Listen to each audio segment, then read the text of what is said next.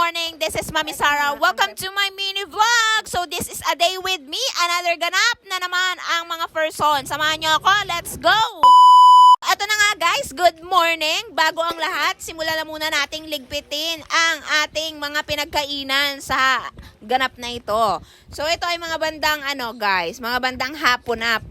Ganito ang eksena natin bago natin linisin ang mga dapat linisin sa video na ito. So, tinapos na muna nating hugasan ang mga dapat hugasan para mailigpit na natin. And after nun, guys, nabasag ni JK yung itlog sa rep. So, siguro sign na yon para linisan ko na siya.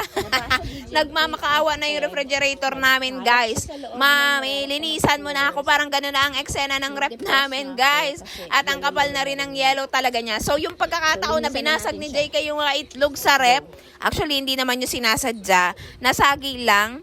So, siya naman ang nagsabi sa akin talaga na nabasag yun. Sabi niya sa akin, Mami, nabasag ko, gano'n. So, gano'n na nga, ang pagkakataon ng tinadhana ay dapat gawin. So, ito na nga, sinimulan natin tanggalin ng mga yellow, tanggalin ng mga dapat tanggalin sa laman ng rep. At madami na talagang hindi nakakaaya-aya doon. O, tanggalin na. So, after nun, plakak! Diba? Ganitas na ang eksena ng rep namin. And after naman nun, eto naman, nagpanggap naman tayo dito na naglilinis-linisan. Alam nyo naman guys, pag may mga bata talaga sa loob ng bahay nyo, asahan nyo. Minuto pa lang, kahit kawawalis mo pa lang, kaayos mo pa lang ng dapat ayusin, for sure, sira na lang yan agad. Minuto pa lang nakakalipas. Ay nako, lalo na pag may JK ka.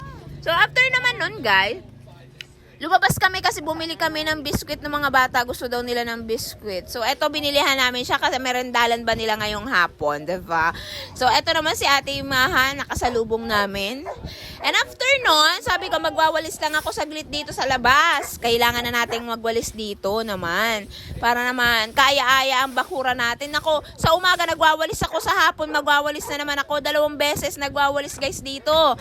Lalo't mapuno kami. And after nun, si Max ay tahol na ng tahol. Gusto na niyang lumabas sa lungga niya. Kaya ito ang ganap, nilabas na namin siya. So, ang eksena, iwa-walking siya. Ganap na ito guys. Talagang may routine na ito si Max. Pag hapon na, at napapansin niyang padilim ng kalangitan at hindi mo siya nilabas, babatok yan ang babatok guys, hanggat hindi mo siya inilalabas. So ngayon, nag-uusap-usap sila, kaya ko yan, kaya daw nila si Max, silang kakapit. Sabi ko, Diyos ko, ako nga hirap na hirap, at ang gibat-gibat, kayo pa kaya?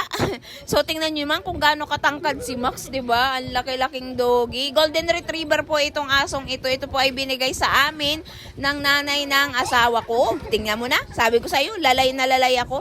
And after nun guys, hindi na ako nakapag-video. Talagang nag-ikot kami dito sa barangay namin. Pagod na pagod yun si Max. So after nun, si Ate Sky, naghugas na ng namin at magsasaing na siya. Siya ang nakatoka para magsaing guys sa gabi. So, ngayon naman after nun, kinuha na natin yung yung manok na lulutuin ko kasi sabi ko magtitinola ako ngayong gabi. So, dito ko na tinatapos ang aking video. Maraming salamat sa panonood. See you on my next vlog. Don't forget to like, comment, and share. Follow and subscribe to watch more videos. Paalam!